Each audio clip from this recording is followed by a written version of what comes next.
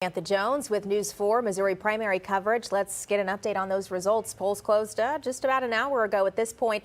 Let's start with the Republican race for the Senate, U.S. Senate. In this race, Eric Schmidt still leading here with 45% of the vote. Vicky Hartzler with 24%. Eric Greitens trailing in third with 17% of the vote. So a little bit more ballots have come in since. It is still early. Let's go to the Democratic side in this race. And as we can see, Trudy Bush Valentine, 49% of the vote. Her main challenger, Lucas Kunce, out of the Kansas City area, 29% of the vote. But I will reiterate, it is early. There are some local races as well, and Paige Holsey is tracking those for us. That's right. News 4 tracking the race for St. Louis County Executive. You can see incumbent Dr. Sam Page is leading over his challenger. Those numbers not coming up on your screen here. I just checked for you, though. I can tell you Dr. Page has 68% of the vote. His challenger, Jane Duker, with 32%. And on the Republican side, State Rep Shamed Dogan trailing Catherine Pinner. She has 59% of the vote. And in the race for U.S. House District 1, incumbent Democrat Cori Bush is leading that race right now. All right, Paige, thank you. We'll be watching those, of course, throughout the evening. Hey, just a reminder here in just a few minutes, starting at 8 o'clock at the top of the hour, we'll have a 1-hour election special on all of our digital platforms. Yeah, that includes Roku, Apple TV, the KMOV News app, as well as the KMOV Facebook page. Plenty of places you can watch us, and we will see you there here in just a little bit.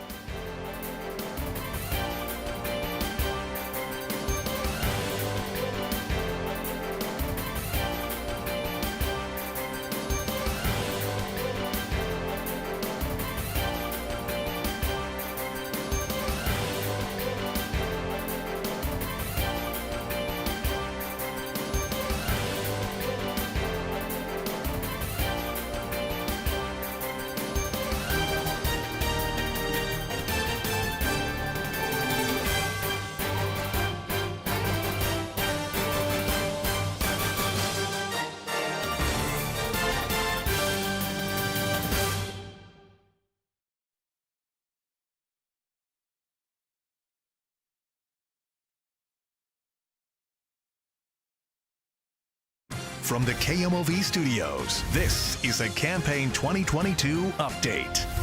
Well, the polls are closed and results are coming in for Missouri's primary election. Good evening to you. I'm Corey Stark. I'm Samantha Jones. We have crews around the state monitoring results. One race catching national attention tonight is the race for Roy Blunt's seat in the U.S. Senate. And we have early results coming in for those right now. And we want to get over to News 4's Alexis Odos, who is live in Maryland Heights, where Attorney General Eric Schmidt is hosting his watch party there tonight. Alexis? That's right. We are here at the Sheraton at Westport Plaza for Attorney General Eric Schmidt's watch party. There is a lot of excitement in the air right now. I spoke with members of the campaign a bit ago. They say they are feeling good, especially as those results continue to come in tonight, and they are showing Eric Schmidt in the lead. Take a look around me. You can really see the scene that we are setting here. You got that stage up there. Former gubernatorial candidate John Bruner just took the stage right now, sort of getting the crowd excited. One of the things he said that got big cheers is he said, "Do we need two Erics in Missouri?" Everyone said no. Of course, that is in reference to Eric Schmidt's competitor, former Missouri Governor Eric Greitens. We know that former President Donald Trump endorsed just Eric in this race. That, of course, set off a lot of questions on which Eric, but the people in this room believe that that meant Eric Schmidt, and they believe that the Attorney General is going to be the next state senator, or the next senator here in Missouri. There's a lot of excitement, especially as those results are coming in. We're going to continue bringing you what's happening here throughout the night. For now, we'll send it back to you guys. Okay, Alexis, thank you. Now we want to get you over to our David Amilati, who is in Garden City, outside of Kansas City. Congresswoman Vicky Hartzler's watch party. How is it there tonight, David? It's a lot different scene than we saw at 45 minutes ago. The doors open at 7 o'clock here at Garden City, Missouri. We're inside the Cider House, and we're actually going to spin around because we got about 75 supporters here trying to talk to one woman, and that is Vicky Hartzler, who is here speaking with supporters. One of those supporters I spoke with just a couple of minutes ago, her name is Deb. She has actually been a backer of Vicky Hartzler since 2010, when Vicky Hartzler made her first run for to be a U.S. representative, and she says she is so proud. She tells me that she's happy to give one of her evenings to support Vicky here tonight. We caught up with Hartzler earlier and asked, what's the importance to win, to keep Roy Blunt's seat in conservative hands. She says that she's concerned about some polls showing if Eric Greitens were to win tonight, for example, Democrats are favored to win out the seat. Meanwhile, we know that Vicky Hartzler, like I said, is here speaking with supporters. She is expected to speak with media after a decision is reached here tonight. Live in Garden City, Missouri, David Emilati, News 4. All right, David, thank you. Our Susan L. Corey is covering the Eric Greitens campaign for us tonight in Chesterfield. Susan, what's it like there? Well, things here are still pretty quiet. You can see a few dozen supporters for Eric Greitens here at his watch party, but the person we still haven't seen tonight is the former Missouri governor. Greitens hasn't made an appearance here. Of course, everyone here just focusing on the results that are coming in, pretty tense. We did catch up with Greitens earlier today after he voted in Warren County, and he walked out of the polls saying that he was confident he was going to win tonight. And one of the things that he pointed back to was that endorsement from former President Donald Trump saying that he was endorsing Eric, of course, not clarifying which Eric in this race. But Greitens did say that he thought that endorsement was really going to help sway voters, especially anyone who is on the fence towards him. A lot of eyes, though, just waiting on those results. And again, we're still waiting to see when Greitens will show up at this watch party. All things we're going to continue to monitor for you. In Chesterfield, Susan O'Corey, back to you. All right, Susan, thank you. We have covered the Republican side of this. Now we want to go over to the Democratic side, and our Caroline Hecker is in the Kansas City area with Lucas Kuntz's campaign. Caroline, if you can hear us, what's it like out there? I hear nothing.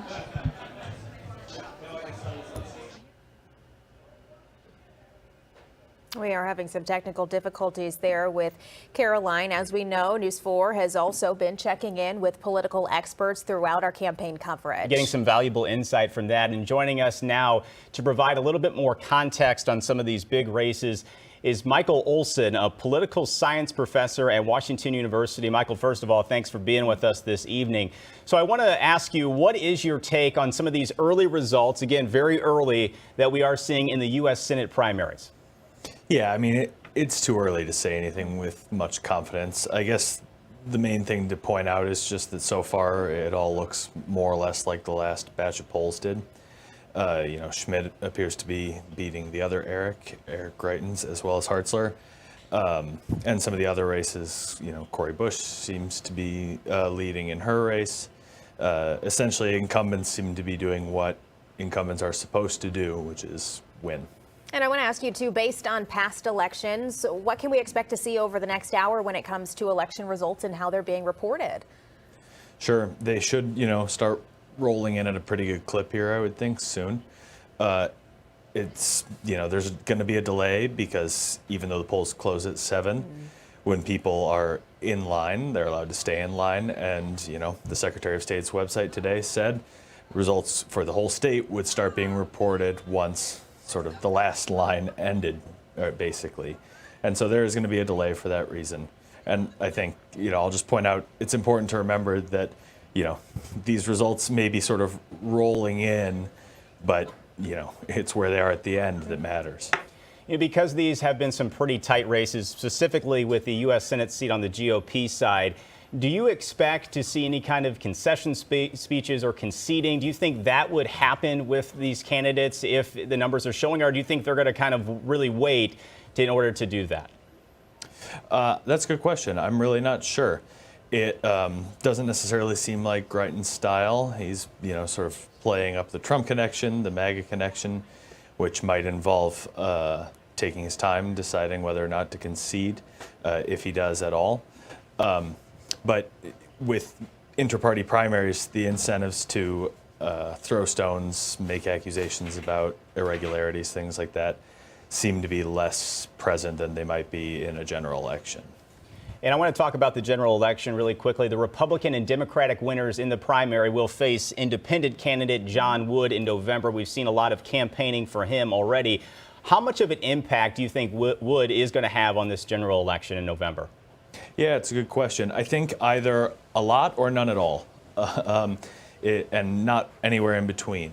it's sort of looking at presidential elections can be instructive. You think about John Anderson, who looked like a very credible third-party competitor in 1980, polling around 20%, ends up getting around 6%. Ross Perot, on the other hand, ends up getting about 19% of the vote. Obviously has a huge impact on the 1992 and to a lesser extent 96 presidential elections. So when it comes to third-party candidates, especially in a case like this, it's really hard to say. I will say I think one thing that's kind of unique about Wood is that he's more or less just a Republican. He's not really making any pretenses about being especially moderate or anything like that. And so I think his impact also really depends on who ends up getting the Republican nomination tonight. Okay, Professor Michael Olson with us tonight from Washington University to provide that analysis for you. Thank you so much. In the race for St. Louis County Executive, Dr. Sam Page currently holds that position. He's looking to remain in office. He is facing off against Jane Duker on the Democratic side. And in St. Charles County, Steve Ehlmann trying to get another term. He's going against Ernie Dinoff on the Republican ballot. Those results there on your screen. Want to get things to News 4's Russell Kinsaw live tonight in North County tracking the county executive race. Russell? Yeah, it's a really optimistic crowd here at the Marriott across from the airport. This is the watch party for Dr. Sam Page, the incumbent St. Louis County executive. Dr. Page, the numbers are looking pretty good at this point, wouldn't you say? Well, the AFSP numbers certainly are very solid, and they're usually predictive. But we're going to wait and see what the rest of the night brings. Cautiously optimistic. Cautiously optimistic, based on the numbers and then what we heard at the polls today.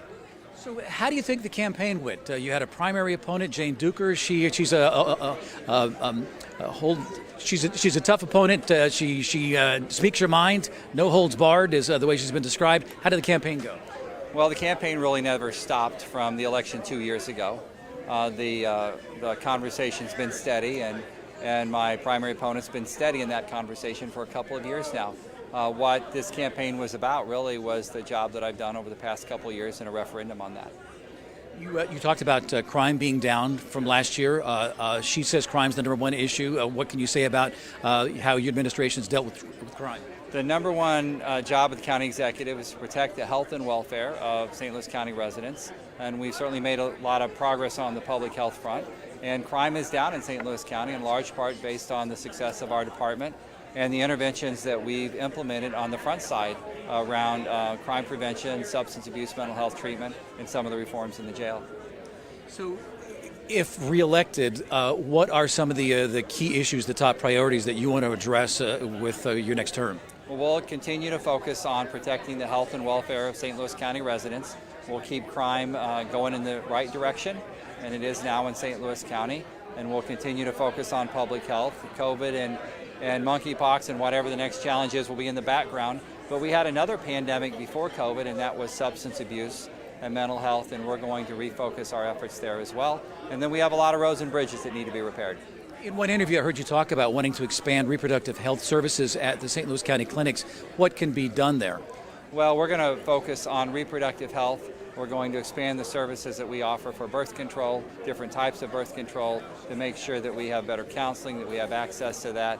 And we're going to continue to provide those important services in St. Louis County for underinsured and uninsured folks and folks that don't otherwise have access to health care. So in the general election, if it is Republican Representative Shamed Dogan, anything you'd like to say about going up against a Republican opponent in the general election? Well, Representative Dogan and I have very different positions on women's health, on working families, really positions that we'll be talking about. Very different, and I'm confident that St. Louis County voters will be more in line with the positions I've taken. Dr. Sam Page, the county executive in St. Louis County incumbent. Thanks very much for your time. Appreciate you talking to us. It is an upbeat crowd here with the early numbers showing him with a strong lead. Those are very early numbers, though, but that's the situation here. Let's go back to you guys. All right, Russell Kinsaw with a focus on some of the local races, the St. Louis County executive seat. Want to go back to the U.S. Senate seat and the Democratic side of things. We have those results, very early results in right now. Two-person race, Trudy Busch Valentine and Lucas Kuntz. As you can see there, Trudy Busch Valentine, 47% of the vote right now. Lucas Kuntz with 31%. And Jenna Ray is at Trudy Busch Valentine's watch party in St. Louis tonight. Jenna, tell us about the atmosphere there. Good evening, guys. Things are picking up here in St. Louis City, and I'm standing here with Kevin Schrader. Kevin, you've been a lifelong friend of Trudy Busch Valentine. Tell me first, what was your initial reaction when she decided to enter the race? I was surprised, but I was pleasantly surprised. And knowing her leadership skills and how she thinks out of the box and that, it turned out to be a very good decision. And how do you think the campaign has gone so far? Her campaign has really done very well. I've made remarks to a lot of people as far as the campaign staff, how vocal they've been, how polite they've been. It's a young staff. They've been so friendly to people, and I think they've been wonderful. Now, as polling is coming in, we have Trudy Busch Valentine leading the Democratic seat right now for the Missouri U.S. Senate seat. Tell me what she and why she will be the best candidate for Missouri. Trudy is a listener. She's a giver. She's a compassionate person. She's an extremely hard worker. And, you know, she wants to bring us together. It's, you know, she has said this over and over, is it's so divisive. And one thing that she does, she's a great leader in bringing people together. Perfect. I've seen her at St. Louis University on the board with the School of Nursing. She was phenomenal. Perfect. Thank you so much, Kevin. I appreciate it. Again, Trudy Busch Valentine should be here in the next couple of minutes, and we should hear from her very soon, guys. Jenna, thank you. And Trudy Busch Valentine's main opponent in this race, Lucas Kuntz. That's where we find our Caroline Hecker tonight with that watch party in the Kansas City area. Caroline? People have been filing in here pretty steadily. You can see behind me supporters, part of that grassroots effort. We talked with Lucas Kuntz earlier. He's been out at the polls all day up until they closed, trying to recruit some of those last-minute voters. He told us he's very proud of his grassroots effort. He says he has done his campaign, quote, the old-fashioned way. When comparing his campaign, he says, to Trudy Busch Valentine, he says he's been very selective about who he receives campaign contributions from and how he's gone about raising his money. In fact, he told me today he thinks it's quite a miracle that the race leading up to the polls closing, he said, was as competitive as it was, because he said he was outspent 5-1 on television ads. He made the comment to me he feels like Trudy Busch Valentine was cutting a check to her own campaign every week, money that he said he simply could not compete with. So again, very proud of those grassroots efforts and a lot of those volunteers that hit the ground to the campaign trail with him here tonight. He has not yet arrived. We are hoping to see him in the next half hour or so. Guys. Caroline, thank you so much for that update. We're going to take a look at a handful of propositions on the ballot in the city of St. Louis now. Prop S would set aside $160 million to make improvements to St. Louis public school buildings. That bond issue would not raise taxes, though. The superintendent says if passed, there are plans to improve air quality, lead removal, security improvements, and roof repairs. And you can see right now, voters are saying they do want to pass Prop S. Now, a look at another proposition on the city ballot. This is Prop F. It would amend the city's charter to increase the maximum fine for illegal dumping. That would go up from $500 to $1,000. Again, voters saying yes to that proposition in the city with 86% of the vote right now.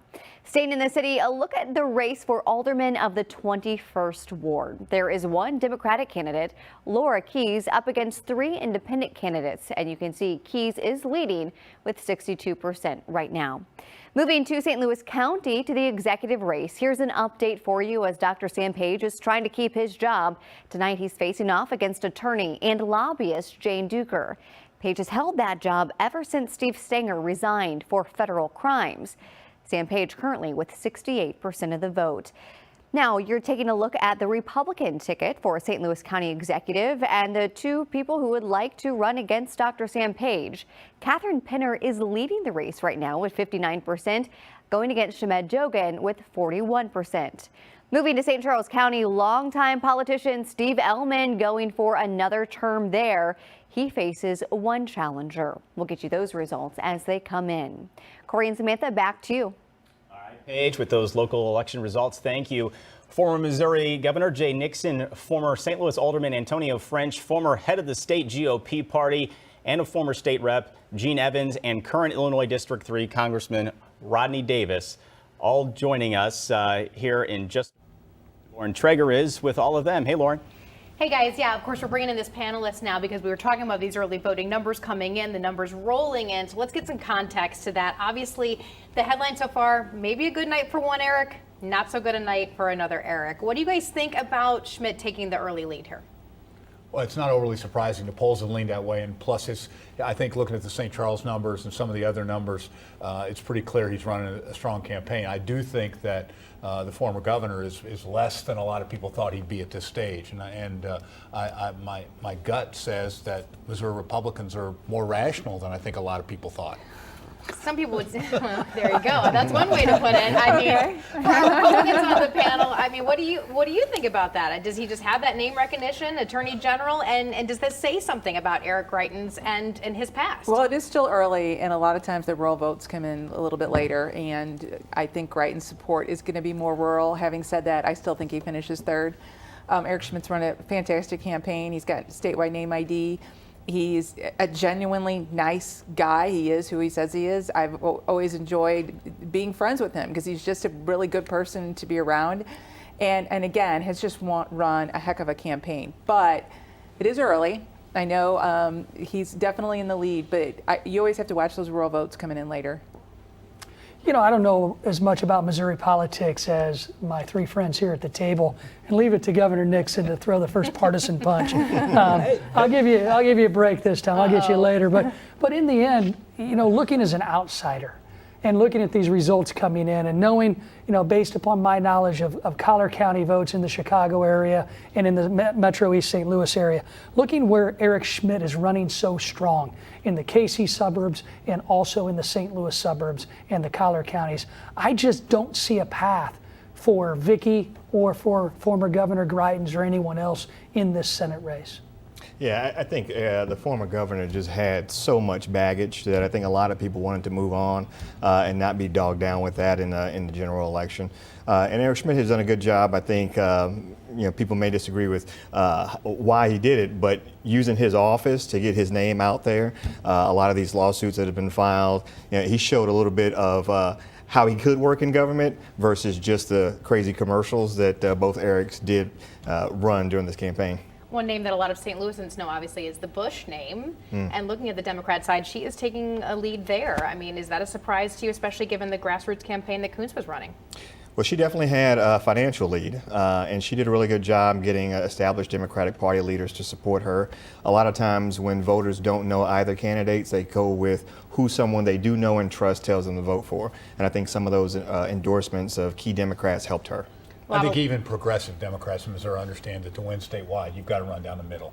And I think these candidates that come at the races just from the left, even among people that agree with them on the issues, they want to win, and they understand that Trudy has lined up in a much more centrist position than Lucas has, and I expect that to play out tonight with a strong victory by TVB. Well, and I would say the same thing on our side is people are looking for somebody who could win, and they feel like Eric Schmidt is the best chance to win in November. And I think on the other side, I think Trudy probably has the best chance to win. So yeah, I think that is something that's weighing on folks' minds. The national situation is very prescient. You know, we're at a tie in the Senate. So getting someone on the ballot that you feel like can carry the state, I think is really important for our primary voters. There had been some Democrats hoping the Greitens would win because they thought that would bring more money possibly to Missouri, maybe flip that seat. It's not looking like that's going to happen. So does John Wood factor in here as an independent or not? From my opinion, I thought the professor hit it right on the nose. We don't know. He could be a force. He could not be a force. I think a lot of that has to do with how good a candidate he is. I mean, he's going to be on the ballot. There will be some resources around him. Missouri is generally a state that likes to stick with the parties, but it's a state that Ross Perot did 20% and 21%. So I mean, it's gettable. And that if he gets anywhere numbers in the teens, it could really make the race interesting. But I don't see I don't want to talk all the time tonight, other than none of these people are talking about issues. None of them are talking about anything that's important to people. They're talking about who's winning, who's losing, what the polls are, how you do here, how you do there. It's about time some of these folks started talking about how they were going to make people's lives better and how this political thing actually leads to reality. And I think that that's a problem across the board, but it's especially troublesome for these folks that are sitting way on the left or the right. You know, Governor, you're right, and that's what the general election's for. And we certainly hope to hear what the candidates in the Senate race are going to do once they're elected. But Missouri in 1992 is much different than the Missouri voters in 2022. I don't think there's, as an outsider, unless something changes in the wave that we expect on the Republican side nationally right now, I don't think there's any way that the independent is going to sway enough votes to be able to overcome the growth that Republicans in Missouri have had over the years, especially in a cycle like this. Maybe 2018. Well, I mean, if you but keep not referring to 2022. accurate numbers, you're going to have a strong position to take tonight. And looking at some of these numbers too, we're seeing incumbents really doing very well. Not surprising to you guys, or to see it be that strong. Did you think voters were going to have a different voice? You know, it's tough to overcome, incumbency. Incumbency is a great advantage, and you're seeing that in the 1st Congressional District so far. The incumbent, even though it is her first term, she has a healthy lead right now, even though we haven't seen a lot of votes, and that's going to be very tough for her opponent to overcome throughout the night. Yeah, I agree. I think the same thing with Sam Page. And I think, we all do this all the time, but a lot of folks don't. And so name ID is super important. And if you are holding regular press conferences, whether that's the AG or the county executive, folks know your name. And when they go to vote, a lot of times they'll vote for the name they know.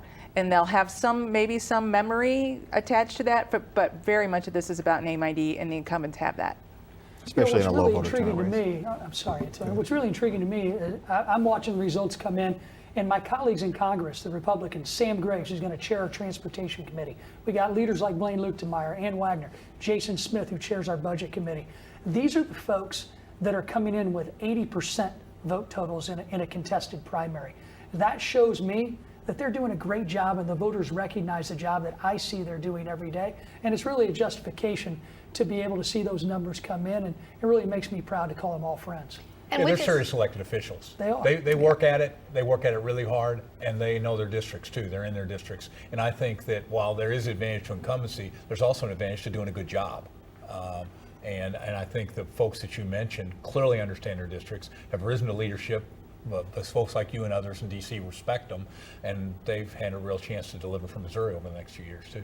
We will have 2 new congressmen, though, in the state of Missouri, because Hartzler and Long, obviously running in the Senate race, no longer have those seats. I know you two are particularly watching those races. What are you making of them? Well, there's not a lot of returns, and the lead has changed 2 or 3 times in that brief amount of time. I think they're going to come down to the wire, both of those races, and we'll see. But we're going to have 2 new congresspeople, because both of those districts are very much Republicans. Whoever wins the primary will eventually go to Washington. No, you're absolutely right, Gene. And when you look at the races in the 4th, you've got Alford, who's well-known, was well-funded, but in the early returns, trailing the Kalina Bruce surge that we saw coming from the area that she's from, where Governor Parsons is from. But Rick Bratton still has to be considered a front runner. I'm interested in that 7th district, and I think you're starting to see Eric Burleson kind of pull ahead. But if the results stay the way they are, with Jay Wasson in 2nd and Alex Bryant in 3rd, I mean, nobody knows Alex Bryant.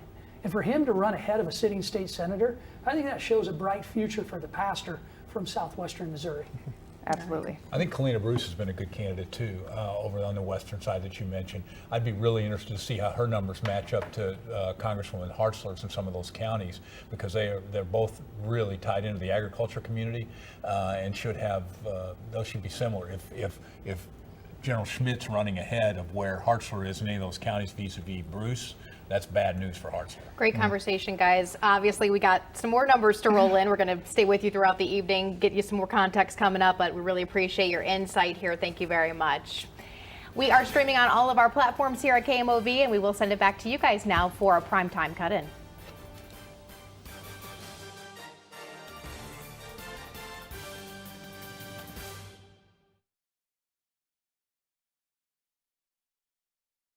From From the KMOV studios, this is a Campaign 2022 update.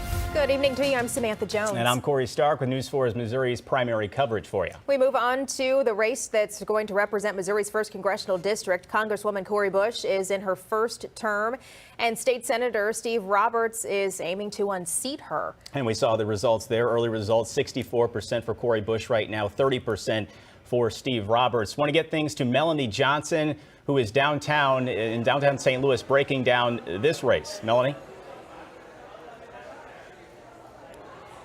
It is a ball of fire here at the House of Soul. You can hear the music behind me. This is a celebration for Cori Bush. We have people here that are watching the results as they come in. As you just heard, 60% so far reporting that Cori Bush is in the lead. Every seat in here is filled with supporters hoping that she declares this victory. Now, Steve Roberts and Cori Bush couldn't be more different when it comes to Democrats. Steve Roberts more on the moderate side and Cori Bush more left, especially when it comes to public safety, and Cori Bush wanting to take some of those funds for public safety and put those back into programs for her district, whereas Steve Roberts wants to reinvest in public safety. Both of these are historic victors already, as Steve Roberts, the youngest black state senator in Missouri history, and Cori Bush, the first congresswoman to be in Congress from the state of Missouri. So we are monitoring this race right now, but for right now, we're feeling the electricity here. We're moments away from performance as we wait for Cori Bush to arrive, and we'll keep you updated as more comes in.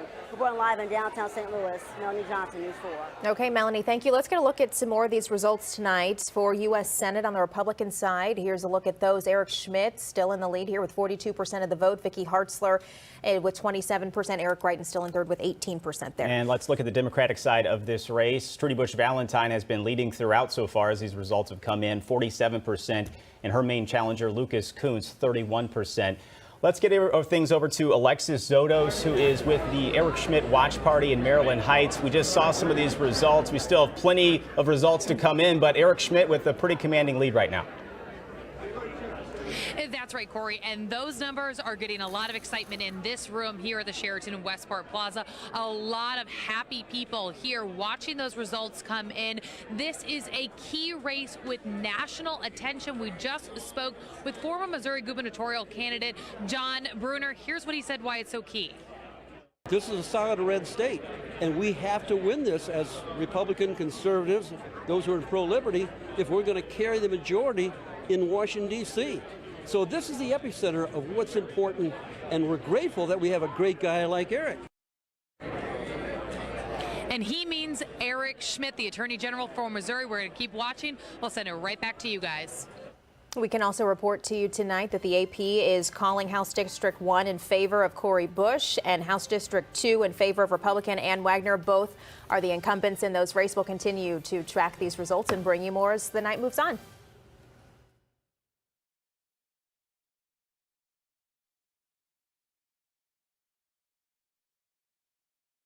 From the KMOV studios, this is a Campaign 2022 update. We are glad to have you with us on this special edition of News 4, streaming online also on your KMOV News app. I'm Samantha Jones. And I'm Corey Stark. Missouri's November ballot still taking shape tonight. We're starting to get those results coming in. And we have a team of reporters spread out across the state from here in the metro out to Kansas City. And we want to start here in the metro into the Chesterfield area with our Susan Elcory, who is following the Eric Greitens campaign. And we have seen some of these results come in, Susan, so far. We still have a long way to go, but Eric Greitens right now is in third place. What's the feeling out there?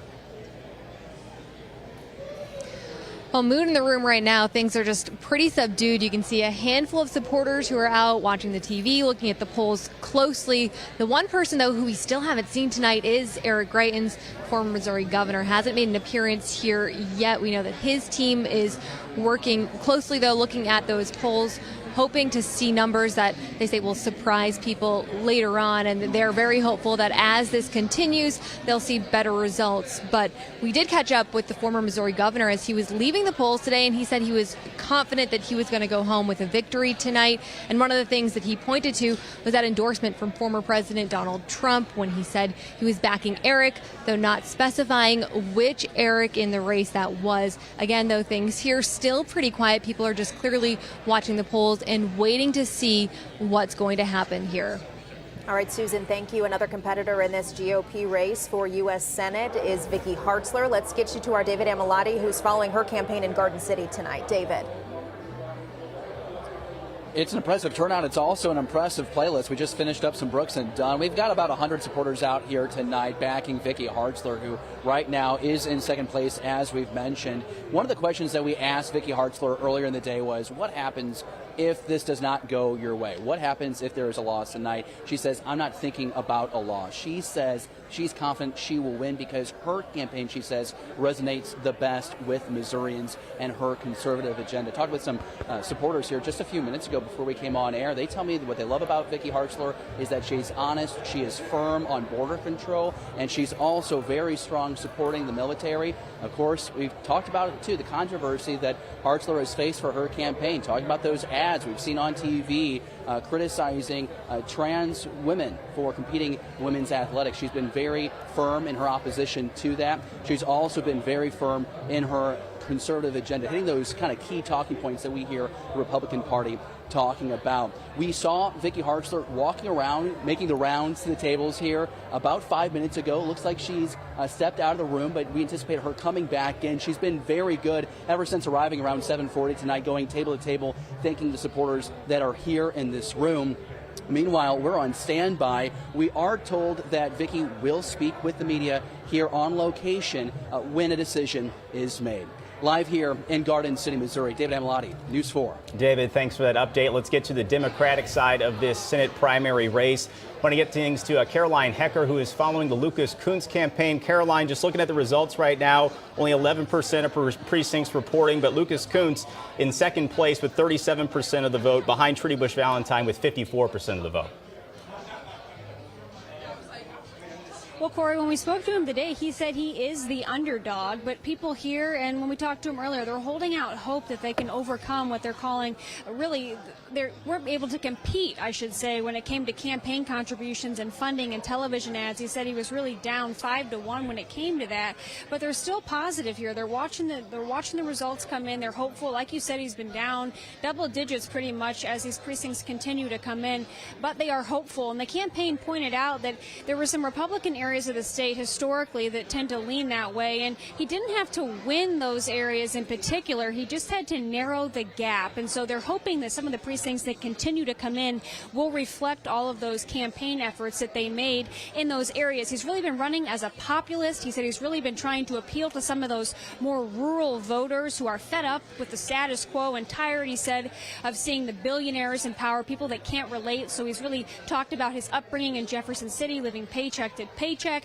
his time in the military. He said that points to how the U.S. spent $6.4 trillion in Afghanistan and Iraq. He said he'd love to see that kind of money spent here in the USA, bringing all kinds of different sectors, jobs, manufacturing, social programs, all of that stuff here to the U.S. And he said if that can be done, we can be less reliant on other countries overseas, countries like China, and more self-sufficient. And he's hopeful long-term that can help solve a lot of the problems, including inflation. While it's not a short-term solution, he's hopeful that if elected and going on to the November general election, that he can help accomplish that. Guys, still not here yet. We're hoping to see Lucas Kunce here in the next half hour or so. Guys. Caroline, thank you. And all day, our crews have been out at the polls talking with voters. They showed up motivated by a range of issues. News 4's Gabrielle Vidal has been tracking voter turnout for us today. She joins us from the County Board of Elections site in North County.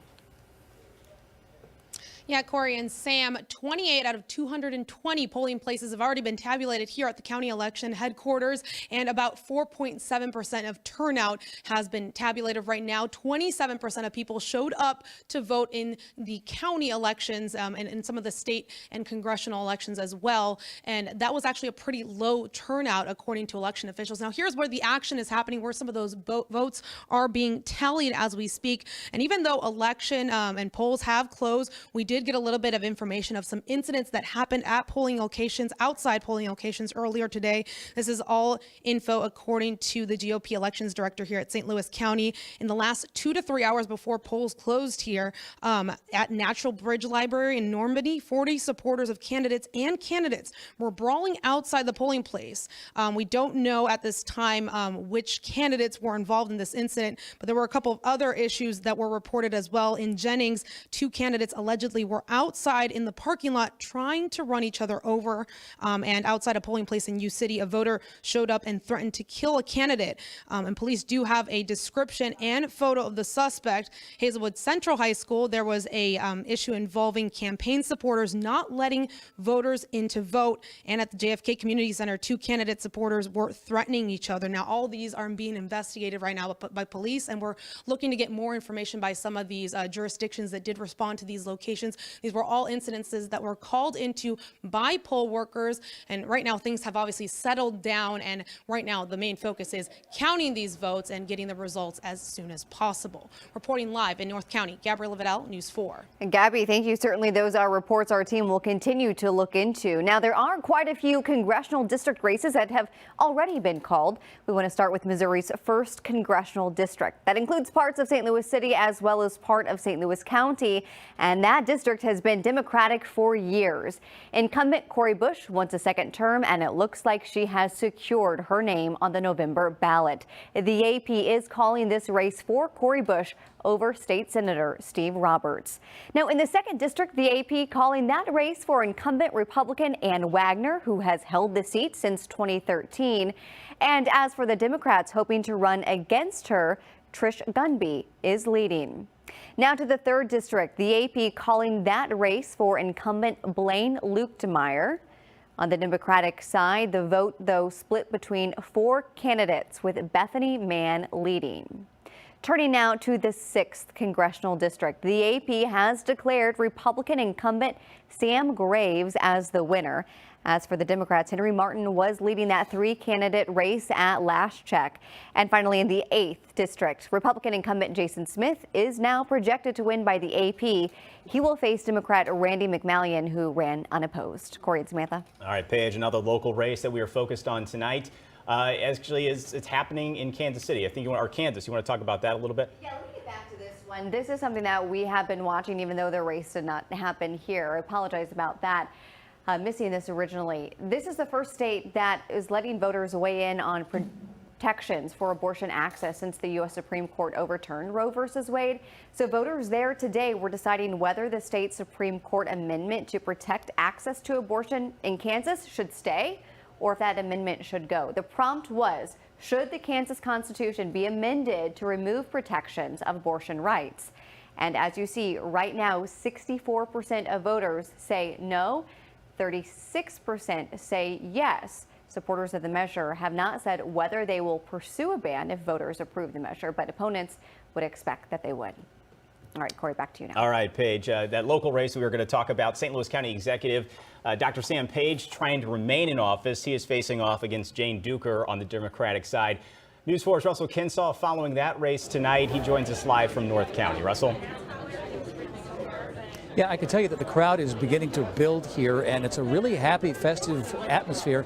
The numbers are looking really good for Sam Page so far this evening. But as a chemistry major and as a doctor who's really interested in being very precise about things, he said he's cautiously optimistic, but he's not going to be making any bold statements anytime until he gets the numbers and he's sure of whether or not he wins that race. But I can tell you that the number of people that politicians and former politicians are here to be with him as the numbers come in.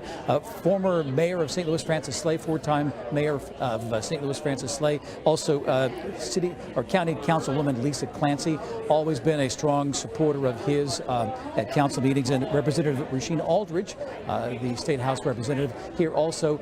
So there's a lot of positive energy here and a lot of confidence that Sam Page will be reelected. He served 3 years as county executive. Before that, he was on the county council. He says he has more work to do to continue to reduce crime, drive crime rates down. Also wants to expand reproductive health services at the county health clinics for women in the county. But they're really cautiously optimistic here, and a big crowd, and it's a happy atmosphere here at Sam Page's watch party. Now back to you. Okay, Russell, thank you so much for that update on the county executive race. Let's get you back over to our Lauren Traeger, who has a panel of analysts here to walk us through the results that we're seeing so far. Yeah, that's right, guys. Of course, it's great to get the insight from those watch parties, but to get an idea of what's really going on behind closed doors, we wanted to bring in people who have been there, done that before. So let me introduce this all-star panel that we've had tonight, giving us context into a lot of the numbers that we're seeing. Former Missouri Governor, Democrat Jay Nixon joining us, former St. Louis Alderman Antonio French, former state rep, former head of the GOP in Missouri as well, Gene Evans, and Congressman Rodney Davis. Again, thank you guys so much for being here. I've really enjoyed the conversation so far. And what we're seeing, of course, we've been talking about the Senate race. Schmidt pulling ahead right now. So talk to us. Do you think there's conversations being had? Are there some phone calls being made? Should we see some concessions and an acceptance speech relatively soon? Anybody can jump in. I think those are two separate things. I mean, I don't think that Schmidt necessarily has to wait until Eric Greitens calls him or Hartzler calls him to step up, and if he feels that the numbers are as strong as they look early on here, I think he will want to go ahead and take the leadership role and get going rather than waiting around for a long night. I expect Eric to go ahead and move on out there if the numbers hold. Yeah. He's a very skilled politician, Eric Schmidt, and so he's going to make the most of this opportunity, hopefully get some national airtime and continue to ride this train. But yeah, I agree. I don't think he's going to wait for Eric Greitens to call him. I don't know if that call is ever going to come. It's hard to imagine the former governor conceding at this point, but or at any point, honestly. But I think with Congresswoman Hartzler, when it gets to a point where she sees that the cards aren't on the table, that she will concede. And there's still a lot of numbers to come from her district. That's true. There really are. There really are. There really are. And they're a long way from the finish line on her. But if the trends continue, what I would be doing, my team would be calling those campaigns saying, here's what we're seeing. Here's what the Cook political report has already said. Here's what you need to be looking at too. And my team would be calling and asking when they're going to call Eric Schmidt and concede. And if they don't call by a certain time, then Eric Schmidt should and likely will get up and declare victory in time to make sure he maximizes his presence to be able to go in and carry that general election message. Hartzler then would be throwing her support, typically behind the candidate, the nominee. Greitens, you don't think might do that? I mean, is that something he wouldn't necessarily do? And are we surprised again that the numbers are not where some people thought they might be for Eric Greitens? I think that is a surprise that Eric Greitens is performing so poorly tonight. People thought this was going to be a lot closer. And so we'll be looking closely to see what his message is tonight if he does come out and do a concession.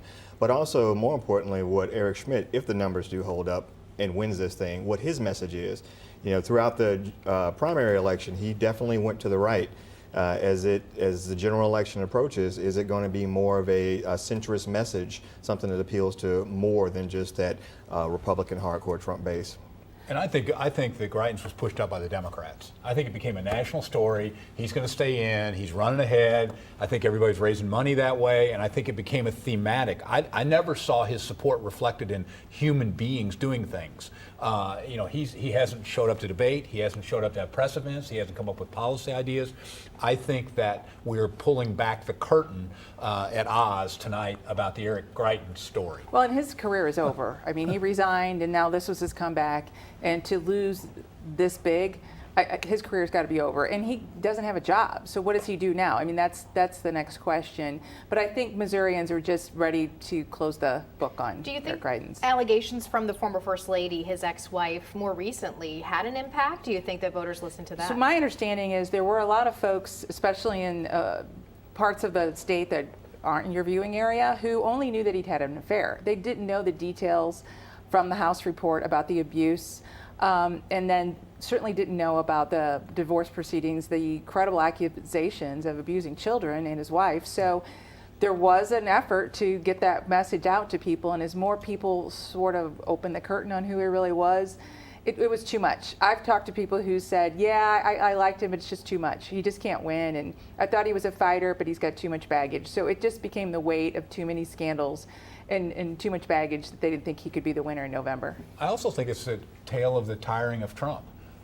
Every day, Trump gets less powerful, in my view, and I think it's reflected everywhere. And these folks that think the only path you have to do in a state like Missouri, where we actually listen to people, is say that one guy is for you. I think that's not the full piece of it, and I think Greitens got so caught up in just the MAGA world that it became almost negative. And I want to say, Eric Schmidt won this with or without Trump's endorsement. He was going to win tonight. I think if Trump had endorsed just one Eric and it was the other Eric, that Eric might have gotten a few more votes. But Schmidt had already won this race by last night by the time that announcement was made. And he's going to, he'll win in November. And by hedging his bets, President Trump can still say he won. He will say that. Schmidt did have this race won before this happened, before the two Erics. Right. However, the question is, did Attorney General Schmidt put himself in a very tough position by taking the MAGA approach, as did Vicky, as did Greitens as expected, and come out publicly and say they're not going to support Mitch McConnell as leader? I will tell you, Mitch McConnell probably will go down in history as one of the best pure best pure legislators ever to walk the halls of Congress. And to come in before you're even elected and say you're never going to do something puts you in a position to either have to make a choice. Are you going to try and out-Trump Trump? Or are you going to maybe say, I'm backpedaling on that. Let me see what I can do once I get there. I think that was a terrible decision on his part and on Vicky's part. I expected it from Greitens. I think the analyzation of the general election pivot for Schmidt is especially interesting. And the subtleties of it that will come out over the next weeks and months will be fascinating to watch. Because we all know Eric really well. I mean, I worked with him directly for a number of years. That Eric. Well, I mean, I know them both. But I think that pivot, I think you're 100% right. What does he choose? Because it's especially complicated in Missouri with the John Wood candidacy coming as an independent. You have a narrower path to run, and with a substantial Democratic, well-funded Democratic candidate, which it appears it's going to be, if you get Wood to a double-digit number, this thing starts getting real interesting. I mean, even Galloway, when she was rolled pretty hard in the last race, got over 40. And if the baseline number for a Democrat to win is only 40 or 41, and Wood takes away 15, I don't care who you are. You got problems in Missouri if you're on the Republican side. It's interesting, though. I've seen some polling that was done with the third-party candidate, and it showed them taking the same amount from the Democrat as they were from the Republican. So it remains to be seen, but I don't think it's a foregone conclusion that a third-party candidate will eat away only at the Republican votes. Well, I mean, we'll see. And I'm once again, I think we have to disagree. Otherwise, this gets pretty boring pretty quickly. So I'm trying. I'm giving you plenty. I'm giving both you guys some good stuff to work with. I think I'm trying. And you seem to be hitting all the strikes right down the center pretty hard. But I do think the pivot is interesting, and I do think that the Democrats, especially with Trump out there, especially with Jan 6, especially with Roe v. Wade, I think the Democrats, there's a core of them that are going to stay there. That may be 35, 38%, but there is a hard core that's going to stay there. And I think an effective third-party candidate in this election, because of those reasons, Gene, makes it more difficult for the Republicans. And then what message would Trudy Bush Valentine have to hammer in order to see any path forward in the state of Missouri? Well, she's going to have to introduce herself to Missourians. She's still an unknown to a lot of people. She was unknown to most of the Democratic primary voters. But again, based on her relationships and known Democrats vouching for her, she's got a lot of work to do. Eric Schmidt has won several times statewide. He's well known, well funded. So the Democrats are going to have their hands cut out for them. Key points in this race once you get to the general. How much money is John Wood going to have to send a message about Eric Schmidt and Trudy Bush Valentine? Okay. Otherwise, if there's not an effective investment in the Wood candidacy by the Danforth crew, then this state will continue to grow even more red, and Eric Schmidt will have to go figure out whether or not he's going to change his mind on voting for Mitch McConnell as leader. The only hope Trudy Bush Valentine would have, let's say if Trudy Bush Valentine was campaigning in my area of Illinois, if she did a bunch of events and gave out free Bush Light, she would have a shot at getting votes. I don't know Missouri as well as I know Central Illinois, but I can tell you if she does that in certain parts of Missouri, maybe that'll help her. A lot of people are Budweiser fans, yeah, I think. Bud Light. I'd go Bud Bud Light. Light. Well, that's why you're a Democrat. Well, here's another question. That's why you probably cheer for the Cubs, too. So who does Parson appoint as the next AG of Missouri? So he's got to have an appointment. It looks like Scott Fitzpatrick is also going to win his race. So now Governor Parson has 2 more appointments, and and the brief history that I've been alive, I have not seen a governor have this many appointments as Governor Parson has had. Maybe Governor Nixon. I mean, you didn't had have that many. No, I didn't have like that. I didn't get to choose the whole. This will be the whole top to bottom. Right. Other than Jay Ashcroft. Right. Let's take a turn and talk about some local races here. Obviously, St. Louis County Executive has been something that people have really eyed, especially through the pandemic. I think some people were saying they were a little frustrated with Dr. Page and his handling of it. Some people really supported his handling of the pandemic. Seeing his lead so early, what does that say to you? Well, one thing's for sure. The study by WashU shows that the conduct that he did, whether you liked it or not, saved lives here in St. Louis. It did. That WashU is. They know how to do that sort of stuff. So I think that that's important to remember that and COVID it was a serious issue, and he was thrust into it at an extremely difficult time, and it's not in the swing zone of an anesthesiologist's talking points. So it's a difficult political issue for him because it comes at it from a medical perspective. But I think his overwhelming victory tonight, assuming these numbers hold, is a show of strength. Is a show will give him a much stronger hand moving forward, and I think be good for the region. Having these high elected officials have support of their public is extremely important if you're going to get things done. Well, listen, it really helps to be an incumbent, and his opponent had a very tough hill to climb. Didn't have as much name recognition, and so. I think one of the things that is important is that it wasn't just about the mandates. There are a lot of issues that the Page administration has had. Sam Page has come out, saying that he was going to clean up county government from his predecessor. Obviously, the Page administration's had a lot of controversies. So I don't think that this can be taken as a mandate. That the voters are 100% on the Page train. He still has a lot of work to do, and a lot of the incidents and controversies he had has been self-inflicted wounds among Democrats, not really being able to get his own camp together. And so he's got some work to do. I think what is interesting, though, is that on the Republican primary side, a lot of folks thought that Shamed Dogan was going to be who Page would face, and so far he's having an uphill battle in his primary. So that is so far one of the most interesting results we've seen. And does that say to you that a Republican can't take that seat? I mean, or more difficult to. It's tough, and you got to start a little bit earlier than Jane Duker did. She started, she filed the last day that filing was open, and decided to run right then and kind of started her campaign. And if you're going to run countywide in a county of 1 million people against an incumbent, you probably need a little more lead time. So that's tough. But he is the incumbent.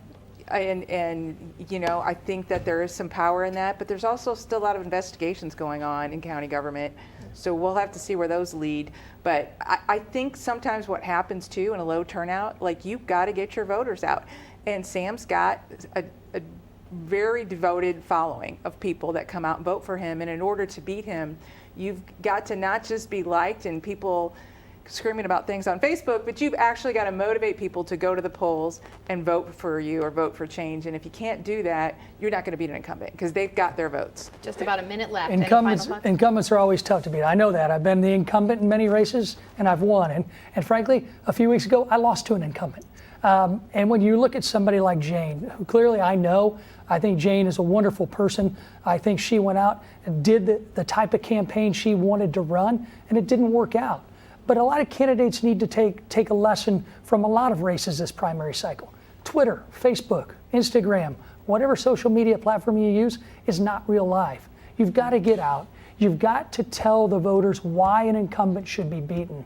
You have to make sure you differentiate your mission and your message from theirs, and that's how you win. And clearly, we're seeing many challengers did not do that tonight. Yeah, and it can't be just about anti the other person. You've got to make the case, too, for why you would do a better job and who you are, what your values are. Any races still on the radar that you guys are watching really closely? Jefferson County State Senate race. Missouri, Missouri 4, Missouri 7.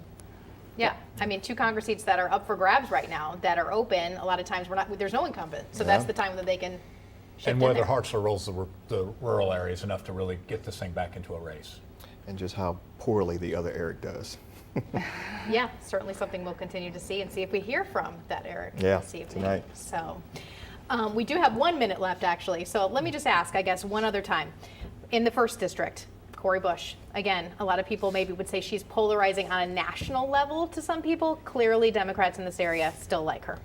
Absolutely. Well, undeniably, what she has done very well in her first term is get her name out there. She's done that probably better than most in Washington. And so people know her. They know her values, even if you don't agree with them. You do know what she stands for. And obviously, her opponent had a lot of baggage, a lot of issues that were very hard for him to overcome, and just made a lot of people feel uncomfortable casting that ballot. The longer she's in office, the better it is for Republicans statewide, because she brings the squad right here to Missouri, and every Republican runs on that. And Corey's playing to her base. I've known Corey since she went through orientation. I like Corey. We don't agree on hardly any issue, but Corey is somebody who is really representing in Congress who she says she is. That's true. Great insight, guys. Thank you very much. Of course, we'll be back here on News 4 at 10 with this panel as well. Send it back to you.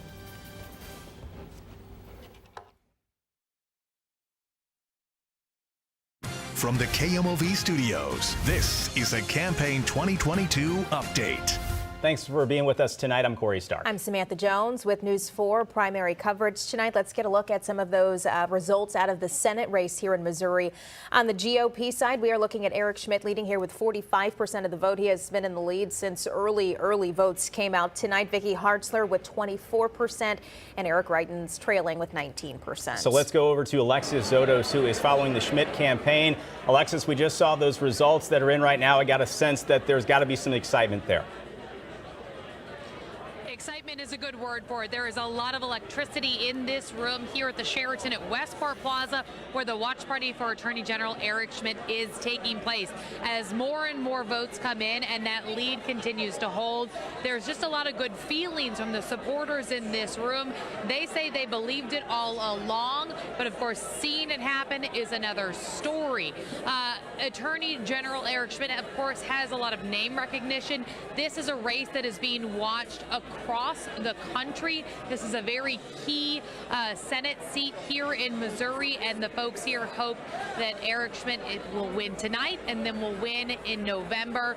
You can see, of course, the stage is set for the Attorney General to take that stage at some point this evening to talk to his supporters in this room. He's got a lot of family here, a lot of friends, and a lot of supporters that are really watching those numbers closely, and they're hoping for some results and a race that could be called here shortly.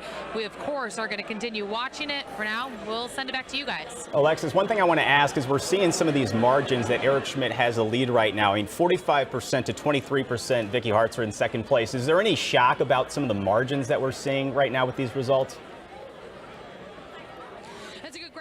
You know, I think a lot of people here felt very confident, especially with that late incoming endorsement from former President Donald Trump. Now, of course, he only said he endorsed Eric in this race, and we know there's more than one Eric in this race, but everyone here, including Eric Schmitt himself, said that the former president was talking about Eric Schmitt. He's been sending that out to his supporters all day today, and that is what they're hoping for, that pushes over them into the win tonight. Okay, sending it back to you guys. Alexis, thank you so much. Let's get you a look at the Democratic side of this race here for U.S. Senate. Trudy Bush Valentine leading here with 44% of the vote. Her main competitor in this, Lucas Kunce, with 37% of the vote. And just remember the KMOV News app, KMOV.com, and scrolling at the bottom of your screen, you can see all those results. And we're going to have another update in about 30